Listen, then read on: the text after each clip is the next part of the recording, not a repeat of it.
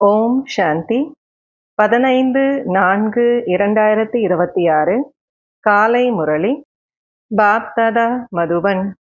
இனிமையான குழந்தைகளே, உங்களுடைய சுயதர்மம் அமைதியாகும். உண்மையான அமைதி சாந்தி தாமத்தில்தான் கிடைக்க முடியும். இந்த விஷயத்தை அனைவருக்கும் கூற வேண்டும். சுயதர்மத்தில் இருக்க வேண்டும். கேள்வி: எந்த ஒரு ஞானம் ஒரு தந்தையிடம் இருக்கிறது, அதை இப்போதுதான் நீங்கள் படிக்கிறீர்கள்? பதில்: பாவம் மற்றும் புண்ணியத்தின் ஞானம். பாரதவாசிகள் எப்போது தந்தையை நிந்தனை செய்ய ஆரம்பிக்கிறார்களோ அப்போது பாவாத்மாக்களாக மாறுகிறார்கள். மற்றும் எப்போது தந்தையை மற்றும் நாடகத்தை தெரிந்து கொள்கிறார்களோ அப்போது புண்ணிய ஆத்மாவாக மாறுகிறார்கள். இந்த படிப்பு குழந்தைகளாகிய நீங்கள் இப்போதுதான் படிக்கிறீர்கள். அனைவருக்கும் சத்கதியை கொடுக்கக்கூடிய வள்ளல் ஒரே ஒரு தந்தைதான் என்பதை நீங்கள் அறிந்திருக்கிறீர்கள். மனிதர்களுக்கு சத்கதி, அதாவது முக்தி, ஜீவன் முக்தியை கொடுக்க முடியாது. பாடல்: இந்த பாவ உலகத்திலிருந்து அழைத்து செல்லுங்கள் இறைவா. ஓம் சாந்தி. தந்தை அமர்ந்து குழந்தைகளுக்கு புரிய வைக்கிறார். அதாவது இது பாவ ஆத்மாக்களின் உலகமாகும். பாரதத்திற்குத்தான் கூறுவார்கள், பாரதம் புண்ணிய ஆத்மாக்களின் உலகமாக இருந்தது. அங்கே தேவி தேவதைகளுடைய ஆட்சி இருந்தது. இந்த பாரதம் சுகதாமமாக இருந்தது. வேறு எந்த கண்டமும் கிடையாது. ஒரே ஒரு பாரதம்தான் இருந்தது. அமைதி மற்றும் சுகம் அந்த சத்யுகத்தில்தான் இருந்தது. அதை ஸ்வர்க்கம் என்று கூறுவார்கள். இது நரகமாகும். பாரதம்தான் சுகதாமமாக இருந்தது. அப்போது இந்த லக்ஷ்மி நாராயணனுடைய ஆட்சி இருந்தது. பாரதவாசிகளுடைய இல்லற தர்மம் தூய்மையாக இருந்தது. தூய்மையும் இருந்தது, சுகம் சாந்தியும் இருந்தது, செல்வமும் நிறைய இருந்தது. இப்போது அதே பாரதம் பதிதமாக மாறிவிட்டது.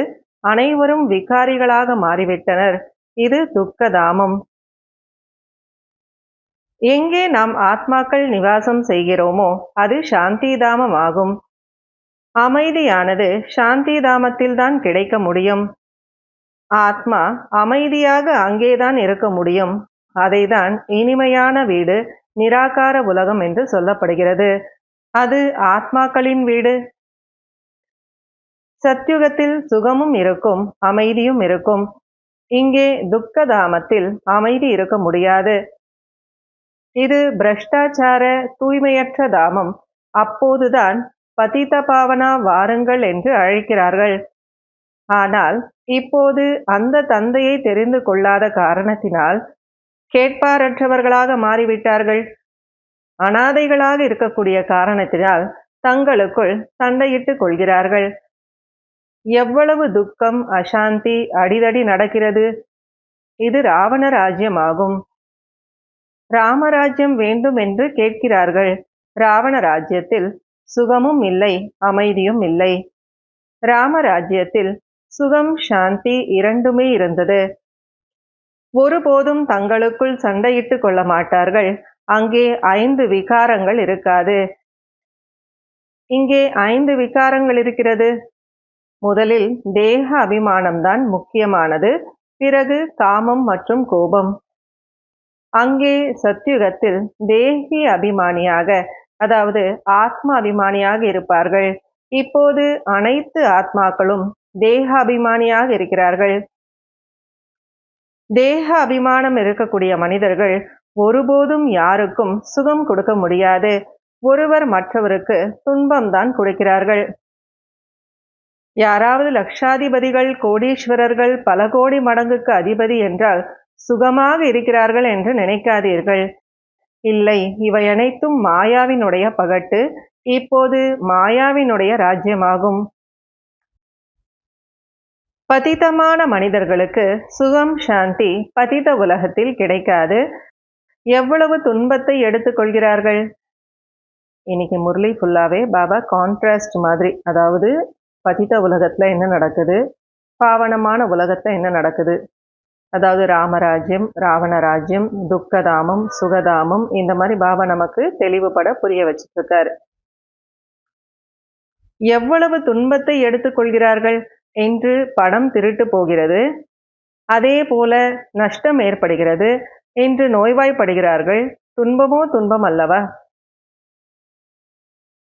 இப்போது நீங்கள் சுகம் சாந்தியினுடைய ஆஸ்தி அடைவதற்காக முயற்சி செய்து கொண்டிருக்கிறீர்கள்.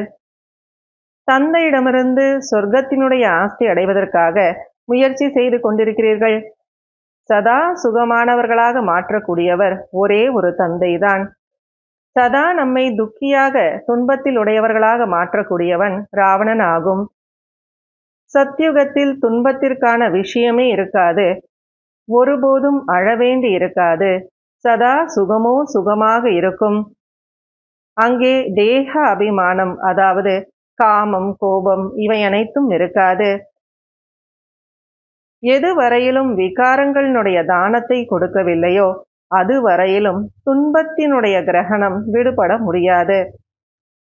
எது வரையிலும் இந்த 5 விகாரங்களினுடைய தானத்தை கொடுக்கவில்லையோ அது வரையிலும் 16 கலைகள் நிரம்பிய சம்பூர்ண தேவதையாக மாற முடியாது. தந்தை அனைவருக்கும் சத்கதியை கொடுக்கக்கூடிய வள்ளலாக இருக்கிறார். டெல்லியை சொல்லும்போது நியூ டெல்லி, பழைய டெல்லி என்று கூறுகிறார்கள். ஆனால் இப்போது புதியது எங்கே இருக்கிறது? இல்லை. புதிய உலகத்தில் புதிய டெல்லி இருக்கும். இப்போது பழைய உலகத்தில் பழைய டெல்லி தான் இருக்கிறது. புதிய உலகத்தில் இந்த லக்ஷ்மி நாராயணருடைய ஆட்சி இருந்தது. பாரதவாசிகள் இதை மறந்துவிட்டனர். தந்தை தான் அமர்ந்து புரிய வைக்கிறார், அதாவது முழு உலகத்தினுடைய சக்கரம் எவ்வாறு சுற்றுகிறது என்று. பாரதம் சொர்க்கமாக இருக்கும் பொழுது கோல்டன் ஏஜாக இருந்தது. இப்போது அதே பாரதத்தை பாருங்கள் எப்படி மாறிவிட்டது என்று. பிறகு பாரதத்தை வைரம் போல யார் மாற்றுகிறார்? தந்தை கூறுகிறார், எப்போது நீங்கள் மிகுந்த பாவாத்மாவாக மாறிவிடுகிறீர்களோ அப்போது உங்களை புண்ணிய ஆத்மாவாக மாற்றுவதற்காக நான் வருகிறேன் என்று. தந்தை எந்த சாஸ்திரத்தையும் கூறுவதில்லை, இது ஆன்மீக ஞானமாகும். தந்தையை ஆன்மீக தந்தை என்று கூறப்படுகிறது. அவர் ஆத்மாக்களின் தந்தை. தந்தை கூறுகிறார், நான் மனித சிருஷ்டியினுடைய விதை ரூபமாக இருக்கிறேன். ஆகையினால் நாலேஜ்ஃபுல்லாக இருக்கிறேன், அதாவது ஞானம் நிரம்பியவனாக இருக்கிறேன். இந்த ஞானம் உங்களுக்கு ஒரு முறைதான் கிடைக்கிறது, பிறகு மறைந்து விடுகிறது. பிறகு சத்யுகத்திலும் திரேதாயுகத்திலும் இந்த ஞானத்திற்கான அவசியம் இருக்காது. இந்த ஞானம் பிராமணர்களாகிய உங்களுடையதுதான். தேவதைகளுக்குள் இந்த ஞானம் இருக்காது. இப்போ பாபா புரிய வைக்கிறாங்க, இந்த ஞானம் பிராமணர்களுக்கு தான், தேவதைகளுக்கு இந்த ஞானம் இருக்காது. அதனால பரம்பரையாக இந்த ஞானம் வழி வழியா வராது அப்படிங்கிறார் பாபா. குழந்தைகளாகிய உங்களுக்கு மட்டும்தான் ஒரு முறை கிடைக்கிறது. இதன் மூலமாக நீங்கள் ஜீவன் முக்தர்களாக மாறிவிடுகிறீர்கள். உங்களிடம் நிறைய பேர் வருவார்கள், கூறுவார்கள் மனதிற்கு அமைதி எப்படி கிடைக்கும் என்று. ஆனால் இவ்வாறு கூறுவதும் தவறாகும். எப்படி உடலுக்கு உறுப்புகள் இருக்கிறதோ அவ்வாறு மனம், புத்தி ஆத்மாவின் உறுப்புகள் ஆகும். ஆத்மாவை கல்லு புத்தியிலிருந்து தங்க புத்தியாக தந்தைதான் மாற்றுகிறார். சத்யுகம் திரேதாயுகம் வரை செல்லும். தந்தை கூறுகிறார், ஹே ஆத்மா, என்னை நினைவு செய்யுங்கள் என்று. நினைவு யாத்திரையின் மூலமாக நீங்கள் தூய்மையாக மாறுங்கள் மற்றும் என்னிடம் வந்து விடுங்கள். மற்றபடி மனதிற்கு அமைதி எப்படி வேண்டும் என்று கூறுகிறார்கள். அவர்களுக்கு கூறுங்கள், அமைதி இங்கே எப்படி கிடைக்கும்? இது துக்கதாமம். ஏனென்றால் விகாரங்களுடைய பிரவேசம் இருக்கிறது. தந்தை ஜீவன் முக்தியினுடைய ஆஸ்தியை கொடுக்கிறார். ராவணன் ஜீவன் பந்தனத்தினுடைய சாபத்தை கொடுக்கிறான். ஆகையினால் துக்கமோ துக்கம்தான் இருக்கிறது. டிராமாவை பற்றியும் தெரிந்து கொள்ள வேண்டும். ஆத்மா கூறுகிறது நம்முடைய சுயதர்மம் அமைதி என்று. தந்தை கூறுகிறார், நான் ஏழை பங்காளனாக இருக்கிறேன். இங்கே ஏழைகள்தான் வருவார்கள்.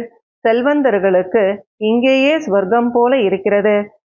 அவர்களுடைய அதிர்ஷ்டத்தில் சொர்க்கத்தினுடைய சுகம் இல்லை. தந்தை கூறுகிறார், நான் ஏழை பங்காளனாக இருக்கிறேன். செல்வந்தர்களை ஏழைகளாக, ஏழைகளை செல்வந்தர்களாக மாற்றுகிறேன். செல்வந்தர்கள் அவ்வளவு உயர்ந்த பதவியை அடைய முடியாது. ஏனென்றால் இங்கேயே அவர்கள் செல்வந்தர்கள் என்ற போதை இருக்கும். ஆமாம், பிரஜைகளில் வர முடியும், ஆனால் உயர்ந்த பதவி அடைய முடியாது.